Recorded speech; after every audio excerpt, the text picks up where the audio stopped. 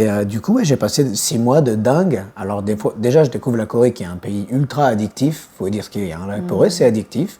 Et ils font ça exprès. J'ai vu une amie, le samedi dernier, attention, elle me dit qu'elle préfère être servie au resto par un robot que par un serveur ou une serveuse. Parce qu'elle me dit, parce qu'au moins, ça risque pas de m'emmerder. Et puis le gars, il se permet de me toucher la jambe comme ça, tu vois. Non. Genre de me caresser voilà. Attends, un homme de quel âge? Ouais, un vieux de 70, quelque chose, quoi.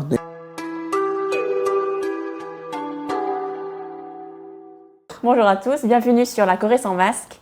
Et aujourd'hui, j'ai comme invité François, qui va se présenter d'abord et nous dire en fait ce qui t'a emmené en Corée. D'accord, ok, très bien.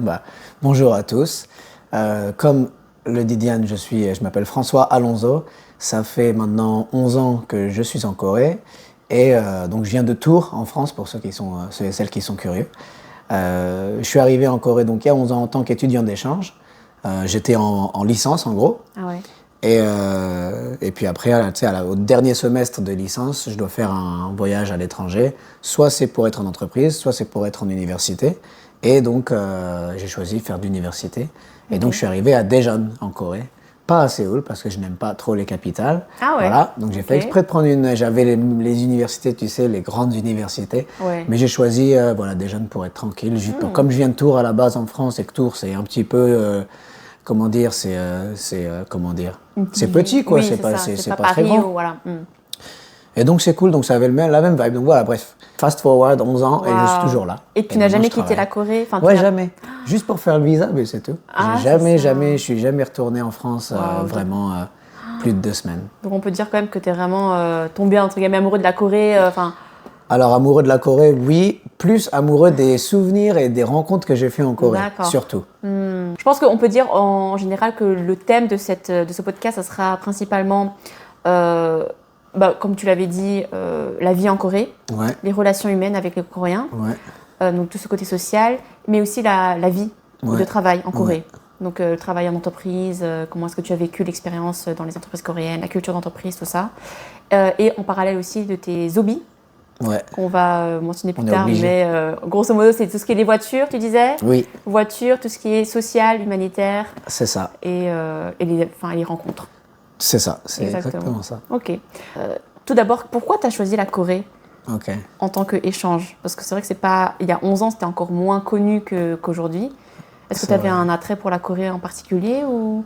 Ce qui m'a attiré vers la Corée, j'avais aucun attrait pour la Corée. Ah ouais. Rien du tout. À la base. Alors à la base, moi j'adore la cuisine. J'ai dit quand j'en parlerai pas, mais je suis obligé d'en parler. D'accord, ok, finalement. J'adore la cuisine et parmi les cuisines que j'adore, peut-être une des tops, c'est la cuisine japonaise parce que c'est simple. Donc ils laissent parler l'ingrédient, il n'y a pas trop de sauce comme en France, il y a plein de sauces partout. La cuisine française, je trouve que c'est de la cuisine en sauce, moi. Et c'est très bon. Mais le Japon, ils ont ce rapport à l'ingrédient qui est intéressant. Et du coup, je voulais aller au Japon pour l'étudiant d'échange. Et je pouvais aller à Kobe. On sait que le bœuf de Kobe, bon voilà. Mais à la base, moi je me disais Kobe, c'est pas une grande ville, bon à part le bœuf, je sais pas et tout. Et donc j'étais quand même le Japon et tout, c'est cool. Et j'adore les voitures. Et en plus, le Japon, voilà, les voitures, les nains, tu vois. Donc ça accroche. Mais il se trouve que j'ai une amie, très bonne amie, Jessica, si tu regardes le podcast. Grâce à Jessica, en gros, elle était folle. Est-ce qu'elle est toujours? Mais elle était folle de Corée. Il y a, du coup, 15, 14, 13 ans, avant que j'arrive, moi, dans ce truc d'étudiant d'échange. Et à chaque fois, c'était quand il y avait Imino, je ne sais pas si tu connais Imino. Un acteur très connu coréen. Byole Soun Kode, donc le drama de Love from Another Star, un truc comme ça. Et voilà, elle était à fond dedans. Et moi, je ne comprenais pas, tu vois, au début, je me dis, mais qu'est-ce qui est... c'est des dramas, moi, j'aime pas trop les dramas. Et donc, du coup, je lui ai demandé, je me suis intéressé, parce que je me suis dit, je suis curieux de base. Et ouais, je lui ai dit, mais pourquoi t'es complètement folle? Parce que on peut aimer un pays, mais elle était fanatique du pays. D'accord. Donc, c'était vraiment un truc de fou. Et donc, je lui demande. Et il se trouve qu'à Tours, tiens, il y a le Café des langues tous les lundis. C'est un café où tu as plein de gens de nationalités différentes qui se rencontrent pour parler français, pour parler pas français, espagnol, tout ça, plein de trucs. Et donc, elle me propose de venir avec elle. Elle me présente ses amis coréens, et, dont un qui s'appelle Sangmin. Sangmin, si tu regardes le podcast. Coucou. Sangmin, qui est toujours mon pote et qui est en Corée maintenant. Et en gros, je rencontre Sangmin, donc on a ça clique un peu, il aime la cuisine, il a fait des écoles de cuisine, pareil, voilà. Et il se trouve que lui, il habitait à Tours, dans un appart au rez-de-chaussée, et il y avait une cour. Okay. Et il faisait des barbecues. Et je suis invité, Jessica, voilà, elle me ramène à la soirée barbecue. Et en gros, il y a 20 Coréens, enfin, j'ai jamais vu ça de ma vie, bah voilà. Tous les Coréens de Tours, tous les Coréens de Tours, ouais. Et puis lui, c'était le roi du pétrole, hein, un Coréen avec une cour, avec un appart au rez-de-chaussée et un barbecue. Et donc, je le rencontre, il aime bien les jeux, j'aime bien les jeux, il aime bien si. Et bon, voilà, je tombe amoureux de 5000, en gros. C'est figuratif. Hein. Oui, compris. Okay, oui. Et donc, ben voilà, ouais, je passe l'été à faire des barbecues chez lui, en gros. Et donc, je fais des barbecues. Et puis, on est super. Et puis, je me dis, du coup, le Japon, la Corée, je commence à me questionner. Tu vois, je me dis, la Corée et tout. Et je connaissais toujours que dalle à la Corée. Je ne savais pas dire bonjour, au revoir, rien du tout. C'était vraiment cette amitié avec Sang-min. Ouais, c'est ça. Il est trop fort. Et du coup, au final, donc voilà, on avance. Hein. Et au final, je me dis, tiens, on va tester la Corée. Et donc, dans le papier du Japon, des trucs, de là où je dois aller, sachant qu'il y avait Amérique latine, il y avait plein de trucs. Hein. Ouais. Et là, je dis, non, viens, on va en Corée. Puis là, je vois Songyangwan, Seoul, je sais pas quoi, machin, des universités de dingue à Séoul. Ouais. Et là, je vois quoi? Déjà, Chungnam University. Et là, je dis, alors, j'ai pas réfléchi 2 secondes. J'ai fait déjà, ça m'a l'air bien, hop, j'ai coché la case tant direct. que c'est pas la capitale, ok. Directos. Voilà pourquoi je suis arrivé en Corée. Donc j'avais vraiment pas de plan, rien, pas les dramas, que dalle, rien du tout. Donc ça a commencé à partir d'une amitié où t'as hyper bien matché avec ton pote et tu t'es dit, voilà, la Corée, ça doit être un pays super. Ouais. T'es arrivé. Ils sont marrants, ils sont cool. Ah oui, c'est vrai, ils sont marrants, moi je trouve, ouais. Voilà. Ils sont très marrants. Et t'es arrivé, tout s'est bien passé, j'imagine? Mais je suis arrivé, alors mes parents, ils étaient en mode la tremblote, la Corée. À ce moment-là, c'était la Corée du Nord, machin, ils étaient un peu, voilà. Là, tout le monde s'en fiche. Et puis j'avais un buddy, tu vois, il y a toujours des buddies dans l'université. Mon buddy, c'était une fille qui revenait des États-Unis, elle aussi, elle avait postulé au truc de buddy parce que, elle voulait peut-être rencontrer des étrangers. Et donc, ça s'est bien passé puisqu'elle m'aidait à faire mes trucs de téléphone, elle m'aidait à faire certaines choses. Des fois, je commandais au resto, je savais pas ce que je mangeais, c'était super. Moi, j'aime bien ça. J'aime bien être dans le risque. Dans l'inconnu, ouais. J'aime bien tester des trucs, je connais pas, je sais pas ce qui va se passer, mais j'aime bien. C'est de famille, je crois. Mon père aussi, il est comme ça. J'imagine, hein, si t'as choisi Daejeon en plus, même pas Séoul, mais Daejeon, tu sais même pas à quoi t'attendre et t'es arrivé, c'est bon. Si j'étais allé sur Séoul, des fois, je me pose la question. Imagine, j'étais allé sur Séoul, j'ai eu une expérience pourrave. Ça se trouve, je serais parti. Ouais, c'est ça. Et là, on revient à l'humanitaire encore, mais là, c'est parce que j'ai fait des rencontres à des jeunes incroyables. Ma buddy, ça a été ma copine pendant 3-4 mois. Du coup, alors ça, c'est très marrant. J'ai découvert que ceux qui étaient en charge du programme Buddy, ils avaient matché une fille avec un gars. Normalement, ça se fait pas trop en Corée de matcher une fille Buddy avec un gars. Ça se fait de temps en temps. Moi, que des filles, mais voilà, il y a 10-11 ans surtout, c'était encore pire. Parce qu'il n'y avait pas beaucoup d'étrangers, enfin, moins. Et bref, il me match avec la fille. Et puis après, on a fini par être en couple. Elle est retournée là-bas voir la personne en charge du programme pour lui demander un truc. Et la personne, elle lui demande, alors, ça se passe bien et tout. Elle l'a fait exprès? Elle a fait exprès de matcher un mec avec une fille. Elle a fait exprès, c'était son plan depuis le début, on savait pas. Avec tout le monde, elle essayait vraiment de... je pense qu'avec tout le monde, ouais. C'était marrant. Bah oui, écoute. Ouais, ça s'est passé comme ça. Et du coup, j'ai passé 6 mois de dingue. Alors, déjà, je découvre la Corée qui est un pays ultra addictif. Il faut dire ce qu'il y a. La Corée, c'est addictif. Et ils font ça exprès. Surtout quand tu es étudiant, je trouve. Et que tu ne travailles pas sur place. Tu vois, tu n'as pas beaucoup d'argent, mais tu as quand même de l'argent en tant qu'étudiant. Tu profites, tu fais des soirées, tu sors tard. Tu fais la fête, des karaokés. Il y a toujours des choses à faire la nuit, à toute heure de la journée, quoi. Toujours. Et donc, c'est très addictif. Donc, voilà, avec les étudiants d'échange, on va en Chine, on va dans des trucs en Corée, on fait ci, on boit, on mange. Bon, la totale.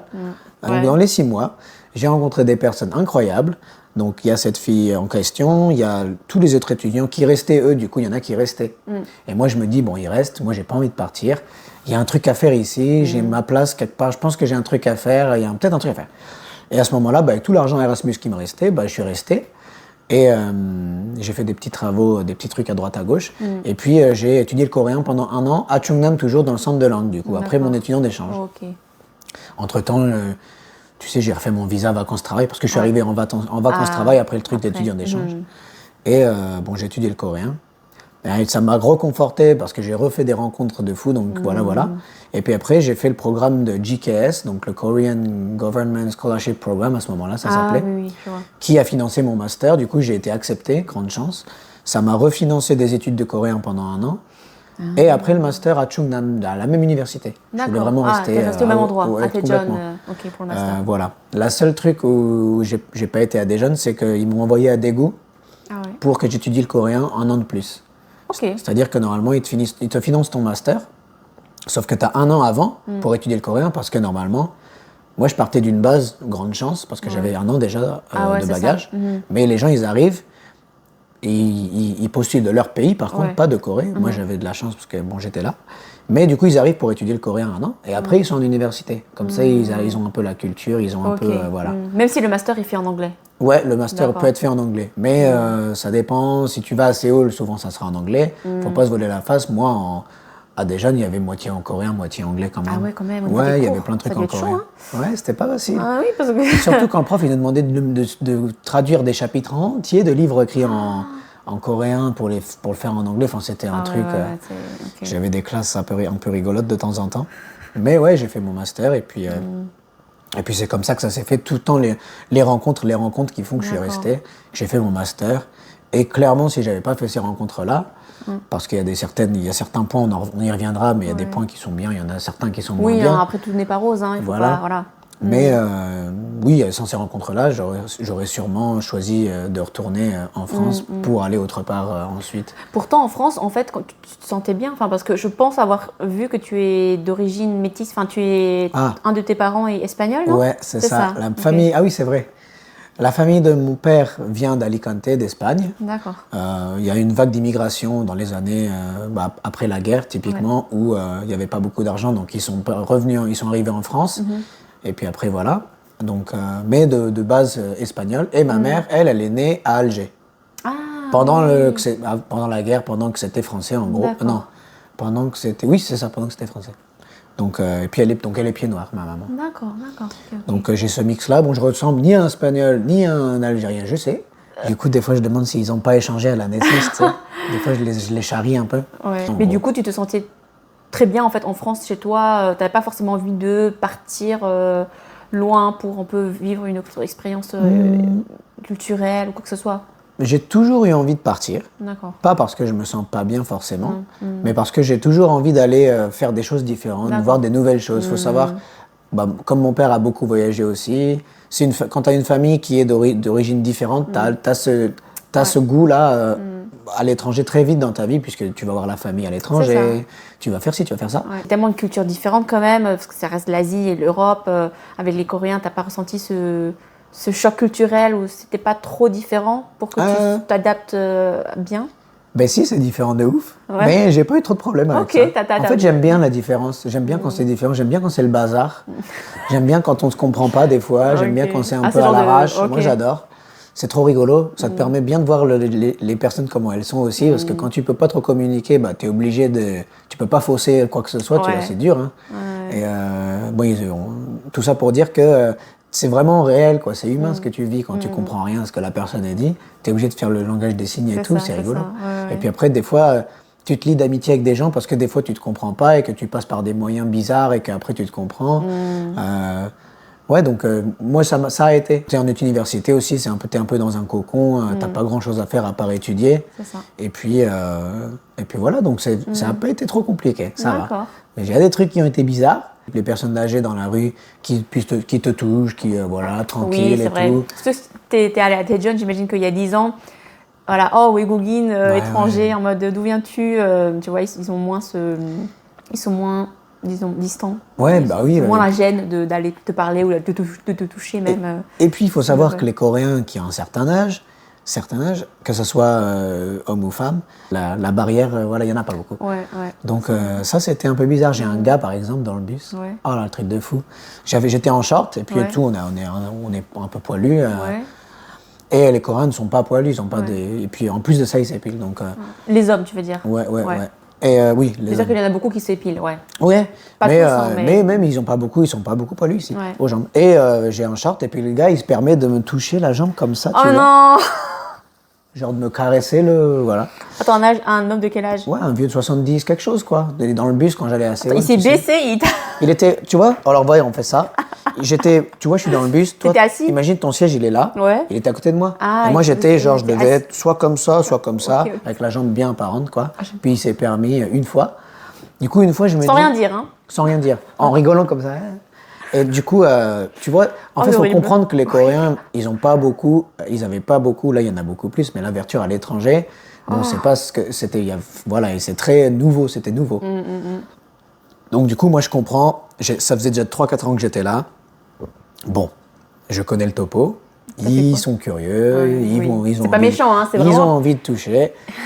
Bon, bah alors, comme ça ils ne troncheront pas d'autres gens, ils auront resté avec moi, c'est bon, tu vois.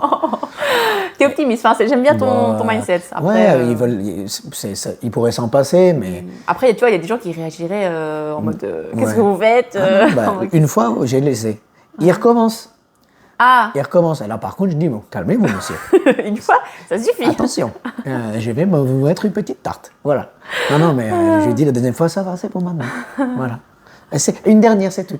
Non, mais voilà, donc j'ai fait ça. Dieu. J'avais ce petit truc-là. Voilà. Donc, un exemple très concret, un peu extrême, je dirais, oui. des Coréens qui parfois qui peuvent être très sans gêne. Ouais, sans gêne, qui respectent pas l'intimité, ils ont pas même trop. Même poser une question, tu vois, en fait, ils s'imaginent que tu comprendras pas le coréen, il sait pas parler anglais, donc en fait, voilà. au lieu de se retenir, bah il y va quoi. Ouais. Bah, bon après c'est un peu universel, mais en Corée c'est assez rigolo les gens ils testent jusqu'à où ils peuvent aller avant de se faire tarter, okay, tu vois. Ça. Donc bon, c'est un peu, même en France, on aime bien titiller les gens, mais en Corée c'est très sans gêne, enfin sans parler, sans rien dire. Et, par exemple, même dans le métro, quand tu bouscules, voilà, les gens ils se permettent. C'est un peu différent, mais ouais, il y a un peu ça. Donc ça, c'était bizarre. Ce genre de rapport à la physique, en fait, à la proximité. En France, on sait bien que, voilà, tu iras jusque-là. On a ça. Chacun respecte, disons, sa zone, quoi, voilà. son espace personnel. Donc voilà. Okay. Moi, j'adore maintenant les gens âgés qui n'ont pas de gêne. Moi, j'adore maintenant. Je trouve ça trop cool. Bon, après, se faire toucher, non, bof. Oui.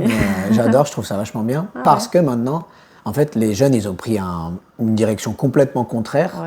Et puis, ils veulent pas qu'on leur parle. Bon, je généralise un peu, mais c'est la réalité. Hein. La plupart des gens ne veulent pas trop qu'on s'approche, qu'on leur parle. Quand tu vas chez Nike, bon, c'est vrai que c'est un peu partout pareil, mais en Corée, c'est vraiment décuplé que il faut qu'on te laisse tranquille. Et je veux pas que, voilà. Si je suis intéressé, je viendrai. Mais pour aller voir les gens, c'est compliqué, quoi. C'est ça, c'est un peu la tendance en ce moment.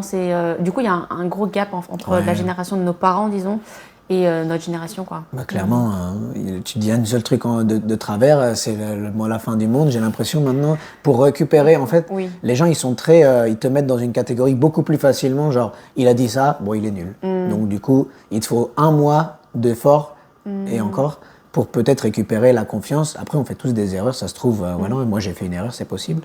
C'est ça. Mais c'est pas très tolérant, en fait, des fois, je trouve. Et ça, c'est pas plutôt un phénomène un peu mondial? Genre faire attention à ce qu'on dit sur les réseaux sociaux ou même sur, tu sais, c'est des médias, ça amplifie beaucoup les choses et t'as l'impression que si tu fais une gaffe, t'es catégorisé comme tel. Après, je sais pas si c'est plus accentué en Corée, ça je pourrais pas le dire, je sais pas. Je suis d'accord avec toi, c'est assez universel, je pense. Après, on parle de la France et de la Corée, donc je pense que les deux c'est un peu similaire. Ma maman se plaint souvent que tu peux rien dire aux gens maintenant, donc c'est vrai, c'est pareil là-bas. Mais c'est encore plus décuplé en Corée parce que la différence est bien plus flagrante, je trouve, moi en tout cas. Du coup, toi, tu sens même la différence entre il y a 10 ans et maintenant. Tu sens encore un changement qui a été... Ça va encore plus dans le laisse-moi, dans le l'individualisme. Vraiment. L'individualisme, et puis le fait que plus il y a de compétition, de concurrence, à tous les niveaux, et puis le fait qu'il y ait toujours des trucs à faire, qu'il y ait tout le temps la dopamine, tout le temps la Corée, on dit que c'était addictif, hein, la dopamine, c'est ça. Hein, et ça s'arrête jamais. Et ça, plus la concurrence, plus tout ça, les gens, ils sont saturés. Et puis surtout, ils voient plein de trucs, des trucs pas bien, des gens qui abusent, qui machin. Plus tu as de concurrence, plus tu as peur pour ton travail, pour ton ci, pour ton ça, plus tu vas pas hésiter à marcher sur les gens, entre guillemets, pour avoir ce que tu veux.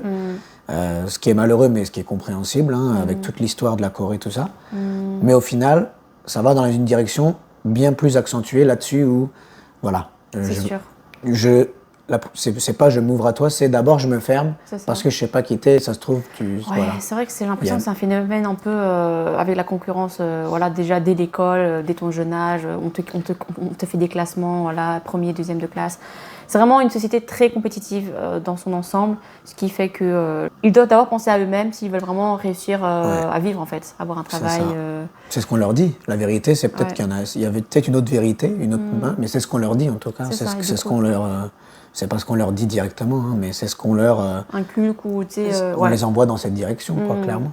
Et du coup, ça renforce l'aspect dopamine et l'aspect qu'il y a plein de business en Corée, il y a plein de trucs partout. Ce qui est bien d'un côté parce que clairement les gens dépensent, c'est bien pour l'économie, je trouve. Mais c'est aussi les gens font ça pour aussi oublier cet aspect compétition, cette aspect concurrence, et vraiment se déconnecter. Et puis vraiment, quand tu es en mode dopamine, tu sais, c'est cool. Donc c'est tout. C'est ça, quoi. C'est cool. C'est pas forcément bien, mais c'est cool. Et il y a ça. Donc c'est bien d'un côté pour ça, parce qu'on s'arrête jamais. Et les Coréens, comme ils s'arrêtent jamais de faire quelque chose, ils sont toujours en activité. Donc ils sont vraiment intelligents, les Coréens, je trouve. Et ils s'arrêtent jamais. Et du coup, ils font des business, ils font ci, ils font ça, ils font machin. Donc c'est aussi bien d'un côté. C'est ça, pour l'expérience de vivre plein de choses dans la vie, tout ça, mais je pense que le revers de la médaille, c'est un peu, voilà, est-ce que tu es vraiment heureux et bien dans ta peau en faisant tout ça? Ouais, c'est ça. Est-ce qu'on n'est pas un peu des robots à toujours vouloir faire plus et à être toujours productif dans tous les domaines et à optimiser le temps au maximum? Ça, je pense que c'est pas forcément le cas. Je pense que les statistiques le montrent que les Coréens, je pense que notre génération, on a un taux quand même pas mal élevé d'antidépresseurs, tu vois, de problèmes, disons, un peu de dépression, tout ça. Je pense que c'est un des pays les plus mentalement malades, quoi, je pense. Ouais. Dans les années 70-80, les gens ils travaillaient comme des robots parce que c'était du travail intensif. C'était pas du travail maintenant white collar, pardon, c'était des blue collar. Et voilà, c'était intensif, c'était répétitif, c'était intensif. Hyundai, LG et Samsung qui ont entre autres, voilà, c'était comme ça. C'est ça. Mais donc ils travaillaient en mode robot. Par contre, ils vivaient pas en mode robot, je pense. C'était le contraire. Ouais. Maintenant, tu travailles pas en mode robot, ou alors tu essaies de pas le faire. Ouais, c'est ça, au minimum. Mais maintenant, tu te comportes comme un robot. J'ai vu une amie, samedi dernier, attention, elle me dit qu'elle préfère être servie au resto par un robot que par un serveur ou une serveuse. Parce qu'elle me dit, parce qu'au moins, ça risque pas de m'emmerder. Voilà, un robot, ça va me donner ma bouffe, ça va en plus me dire merci, bon appétit, tu vois, avec les lèvres, tu sais, comme ça. Et voilà. Et elle me dit ça, tu vois. Alors, peut-être qu'elle ne le pense pas à 100%, c'est gros, hein, mais ça traduit quand même le fait que, voilà, il y a une saturation à ce niveau-là. Et ça vient du fait que, quand la personne t'embête, ça blesse, ça peut te blesser. Et je trouve que les Coréens sont facilement blessés. Moi, je trouve. Okay. Quand, tu sais, les Coréens, ils peuvent être très avenants, les plus vieux, parce que maintenant, ça a vraiment changé. Mais ils peuvent être très avenants, et quand tu dis non, ou quand ça va pas dans leur sens, ou que niveau culturel ou quoi, et que tu te trompes, tu dis peut-être pas un truc bien, ils peuvent le prendre, ça peut les blesser. Par exemple, c'est un peu un autre sujet, mais quand tu vas introduce ton copain à tes parents, s'ils sont coréens, en fait, j'ai une amie qui m'a dit, mon père, il préfère pas, parce que si on casse, il va être blessé. Comment ça, lui va être blessé? S'il l'a vu, parce qu'il s'est attaché, nanana, tu vois, là. Okay. Et ça, je pense que ça traduit pas mal de trucs à ce niveau-là, que quand tu blesses quelqu'un, c'est pas cool. Et comme il veut pas être blessé, il se ferme. Mais c'est vrai que ça, c'est beaucoup dans la culture, c'est genre pied, tu dis, déjà, c'est genre ne pas donner de... Comment on dit ça, pièce, ne pas... D'endommager... ne pas endommager émotionnellement ou physiquement. Emotional damage. Ouais, c'est ça. C'est un peu ça, en fait. Il y a beaucoup de ça. Du coup, en fait, les Coréens sont ils font très attention à être, la politesse, voilà. Et en fait, ils ont du mal à contredire déjà, même dans les débats, dans les discussions entre Coréens, je trouve qu'on contredit, on essaie ou alors, soit de le tourner d'une manière assez... acceptable ou tu vois, qui ne blesse pas. Mais c'est vrai que pour ça, en France, on est très différents, on est assez droit au but. Bien sûr. Et on est franc, tu vois, on dit ce qu'on pense. Mais en Corée, rarement tu vas voir quelqu'un qui te dit non et qui va dire exprimer son avis noir sur blanc, quoi. Ouais, c'est vrai. Ça vient de là, on peut, Il y a ça aussi. Donc ce que je suis en train de dire là, c'est avec toute l'expérience que j'ai au travail aussi, parce qu'on parlait Voilà, que ça va être axé travail dessous. C'est sociétal, donc je l'ai senti à l'université, un peu partout, mais plus au travail. Hein. Voilà, c'est la réalité. Et du coup, ils se font un petit cocon, comme ça. Voilà, comme ça, ils sont pas... et il y a ça aussi. Et en Corée, je trouve que c'est moins facile, peut-être pas pour moi, mais je parle en général, c'est peut-être moins facile, peut-être pour les Coréens d'abord, de ne pas prendre les choses personnellement. Après, ça vient de l'attitude des gens. Hein. C'est pas que moi qui me prends les trucs personnellement ou quoi, machin. Mais ça vient des deux côtés. Mais je pense que, voilà. Je pense qu'en France, c'est plus facile de prendre les choses pas personnellement. Et en Corée, peut-être moins. Ah bon? Peut-être, je suis pas sûr de ça. Et la raison, tu penses que c'est pourquoi? La manière dont ils le disent? Ouais, je pense. En Corée, tu sais, peut-être qu'en Corée, ils vont plus expliquer. Et quand tu as tendance à t'expliquer, on croit que tu te justifies, puis voilà, nanana. Ou que tu as pitié, ou que je sais pas. Okay. Mais en France, moi, de mon expérience que j'ai eue, c'est en France, dans la restauration, de toute façon, tu n'as pas le temps. Et après, ce que je faisais après dans l'ordinateur, c'est du style, ça, c'est pas fait. Ça, c'est mal fait. C'est tout.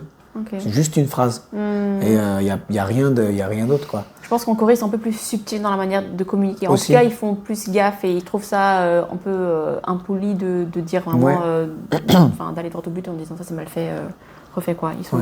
Mais parfois, ça peut un peu compliquer les choses parce que parfois, c'est peut-être plus simple, mieux de juste comprendre que ça c'est mal fait, que ça je dois corriger. Ok, d'accord, j'admets, je corrige, que d'essayer, tu vois, que par exemple mon supérieur il me dit ça, mais d'une façon très tordue, enfin, il tourne un peu autour du pot et tu es genre, mais qu'est-ce qu'il veut me dire au final, tu vois? Et parfois, c'est vrai que si jamais on le reçoit comme ça, on peut le prendre encore plus mal que si on le disait, enfin, on entendrait justement, ah, ça c'est mal fait, refait parce que t'as fait une erreur, un truc comme ça.